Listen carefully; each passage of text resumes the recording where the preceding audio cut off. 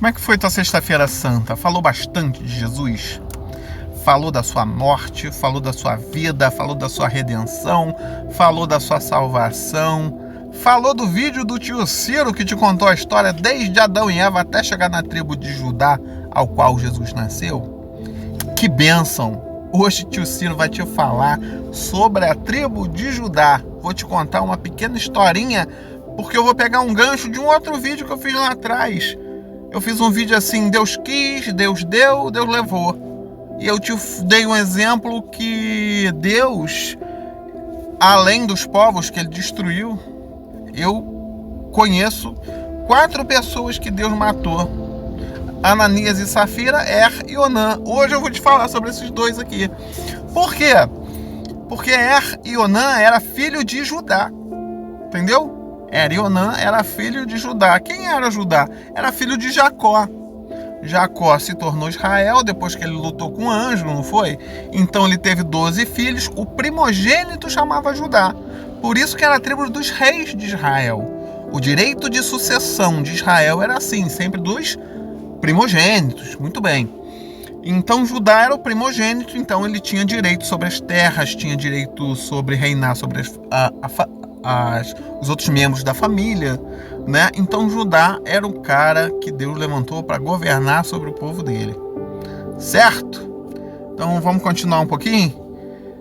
Judá teve 2 filhos, os 2 que eu te falei aqui, ó, e Onã. Deus matou e não fala qual foi o pecado dele, só fala que era mau. Você pode pesquisar, pode procurar aí no Google, na inteligência artificial. Não vai te falar qual foi o pecado dele. Eu também não vou presumir, não. Tá bom? Mas Deus matou porque era mau. Ponto. Não casou com uma mulher judia, não. Casou com uma mulher de fora do povo. Entendeu isso? Mas trouxe para sua tribo. E ele não deu filho para ela. E Deus matou ele sem ter descendência. Então acabou a tribo de Judá? Não, porque o direito de sucessão era assim. Quando um filho morria, o outro, agora entrou Onã, tinha que dar descendência para aquele irmão que morreu. Então ele casava com a viúva e fazia um filho nela. Só que diz a Bíblia lá em Gênesis também que Onã não quis. Por quê? Porque ele seria o próximo na linha sucessória. Aí, quem seria o rei? O rei ia ser Onã. Aí ele não queria dar descendência para o irmão mais velho dele, senão ele ia perder a linha sucessória. Então Deus fez o quê? Deus matou ele também. Aí fala, mas aí acabou? Não. Lembra que a mulher ficou viva? Tá. Aí veio Judá e falou assim, olha só, eu vou ter mais um filho agora, que vai nascer, que vai se chamar Selá. Então tu faz o seguinte, volta para casa do seu pai como viúva. Quando Selá estiver na idade do casamento, você vem casar com ele e tu dá sucessão à linhagem, tá bom? Da tribo de Judá. Aí ela voltou para casa do pai dela lá. Mas o que aconteceu com Judá? Judá não cumpriu o prometido. Judá pisou na bola. Aí a mulher que chamava Tamar, que era muito responsável, eu entendo que ela não quis se dar bem, não. Ela se comprometeu com a linhagem dos reis de Israel. Ela queria fazer parte daquela descendência. Por quê? Porque já que Judá ainda tinha Selá, a vez era dela participar da linha sucessória. Mas não, Judá não cumpriu o trato com ela. Ela voltou lá para casa do pai dela, mas Judá vacilou. Uma certa vez, quando Judá estava indo fazer os sacrifícios dele lá em Jerusalém, Tamar se disfarçou de prostituta, tá? Porque na terra dela tinha aquelas prostitutas ritualísticas, né? Porque tinha uma deusa lá que era a deusa da prostituição, então ela se disfarçou de prostituta. E Judá, passando, viu que o negócio lá era bom, né? Se agradou dela, entrou na tenda dela e fez um acordo. Ele não reconheceu a Tamar, mas a Tamar reconheceu o ex-sogro dela.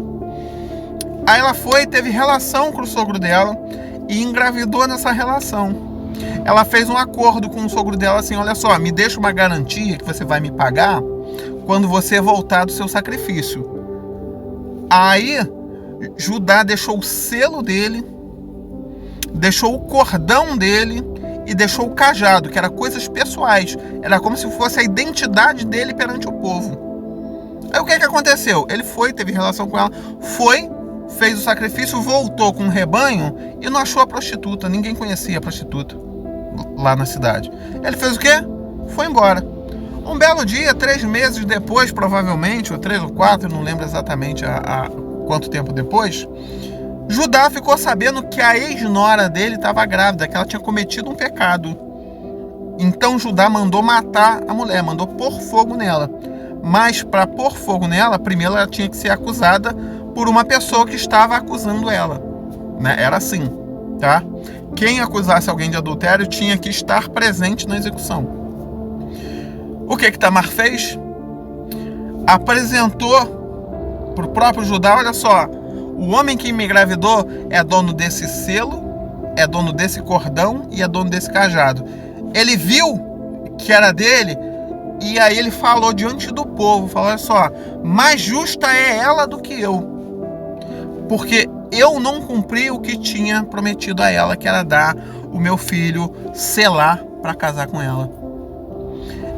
Então, a partir disso, ficou evidenciado que ela seria a mãe de um rei de Israel. Quem? Só que o que aconteceu? Ela engravidou de gêmeos. Um chamava Pérez e o outro chamava Zerá. Aí depois vem a história que um passou a perna no outro na hora de sair, porque a parteira amarrou uma linhazinha vermelha no braço. Aí depois o irmão agarrou na perna e puxou o outro para dentro e saiu na frente, tá bom? Isso aí é assunto para um outro vídeo que é muito legal. Mas o que tem que ficar registrado para você é que a tribo de Judá, ela teve a sua continuidade com uma mulher que não era da tribo, uma mulher que era inteligente, ela era astuta, mas ela era justa, porque tudo o que ela queria era dar continuidade à tribo de Judá, tá bom? Mesmo que o seu sogro tivesse passado a perna nela, ela foi mais esperta do que ele e engravidou do próprio sogro. Aí ele teve que admitir que ela era mais justa do que ele e ela foi assim mãe de um rei, tá bom? Um abraço para você. E é dessa tribo de gente esperta aí que Jesus veio mesmo, de gente inteligente, de gente sagaz, de gente que sabe burlar aquilo que vem contra a nossa vida. Porque o que confia em Deus, Deus não dorme, Deus não dormita. Eis que não dorme, não dormitará o guarda de Israel. Então Deus não deixa você no vento, Deus não vai deixar você no vento. Se Ele tem uma promessa na sua vida, de uma maneira ou de outra, não dorme, porque Ele vai cumprir. Tudo bem? Fiquem com Deus e até o próximo vídeo!